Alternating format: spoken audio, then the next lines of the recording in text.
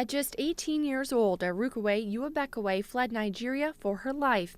After spending her first 2 months in this refugee shelter, she moved into a place of her own. The house I'm living, it's about 400. So I have to take from my feeding money to my to cover my rent. So when I like many new Canadians that call Toronto home, that means going without. Are there ever times where you feel like you haven't had enough to eat, or you haven't had enough to?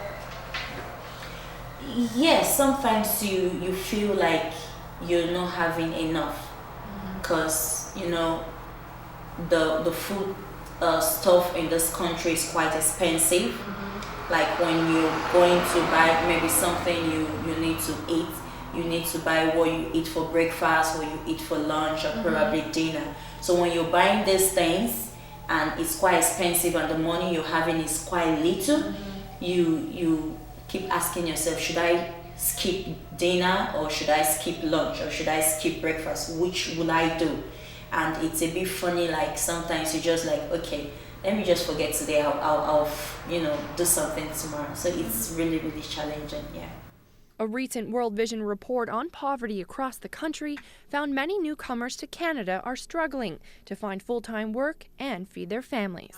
What's the hardest part of making ends meet? What do you have trouble with? I believe it's not so bad with the food banks, but the foods are not all that healthy. That same World Vision report found close to 1 million people in the Toronto area have turned to a food bank since the recession hit back in 2008. I know the number of people using food banks is up. Can you talk about those numbers and what they show? Certainly. Food bank usage shows that almost 1 million residents of Toronto have used the food bank in some way in the last couple of years. That's a huge statistic. That shows that people are not able to meet their basic nutritional needs through their income or through social supports like Ontario Works, and are turning to churches, other organizations that provide food on a regular basis through the Daily Bread Food Bank and others to really meet the needs of their families. Hugh Brewster of World Vision says many of our city's poor are children. Close to 1 in 10 live below the poverty line, many in single-parent homes. Are our poor neighborhoods changing?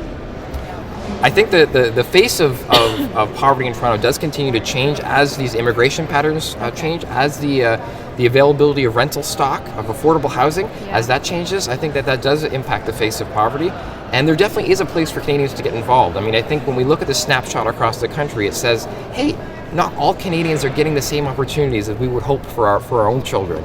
And how can we be a part of that solution? And so our partners would point to things like volunteering. Right. There are lots of organizations that have after-school programs that need tutors. They have refugee accompaniment pieces where Canadians who are more well-established can walk alongside a new refugee from Afghanistan, for example. Okay. Show them the ropes, encourage them, tell them where to go to get the health supports that they need, or how to work with the school.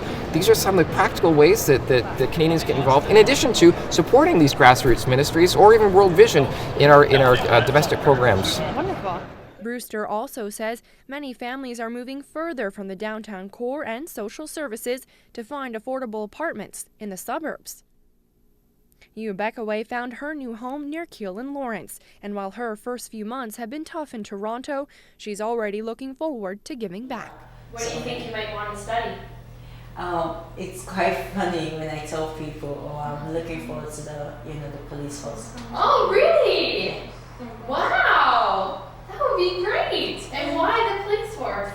Cause right from time I'm just being, not that insecure, but I just love, Good for you. securing people, letting them know their safety is first, and I just, love it in general.